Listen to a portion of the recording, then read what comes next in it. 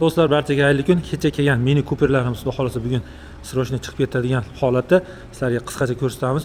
Mashinamiz boshqa davlatda, Qozog'iston, Qirg'iziston, Rossiya davlatlariga juda yaxshi suyib oladigan mashina. O'zbekistondan ham ozroq klientlarimiz so'rab turadi. Mana qisqacha obzorini ko'rsatamiz. Bu mashinamiz ham Mini Cooper, lekin mana bu yerda John Cooper Works All 4 deb yozilgan.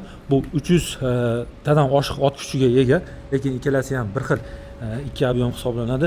Juda chiroyli, shunaqa ot kuchi baland, tomi qizil, kuzovlarimiz qora, salonimiz mana qizil strochkalari bilan juda chiroyli mashina. Hozir mana Mini Cooper podsvetkalari bilan sizlarga qisqacha ko'rsataman. Ikkalasini ko'rsatishga vaqt yetmasa kerak. Xo'p, mana bu yerdan o't oladi mashina. Uzatmalar qutisi, bu yerda mana monitorlarimiz, o'ziga xos dizayn, head-up displeylar bilan mana torpedkalarimiz haqiqatda juda chiroyli. Patologlarimiz albatta panoramliklarimiz bor. Eshik obshipkalari ham xuddi shunaqa juda chiroyli. Ikkalasi ham 2026. Xo'p, bunisi mana bu yerda S, bunisi 200 taga yaqin ot kuchi hisoblanadi do'stlar. Bu ham xuddi shunaqa podsvet, kuzovga mos ranglari bilan juda chiroyli monitor. Mini Cooperlarda ham o'ziga xos xaridorlari bor, qiziqqanlari bor do'stlar.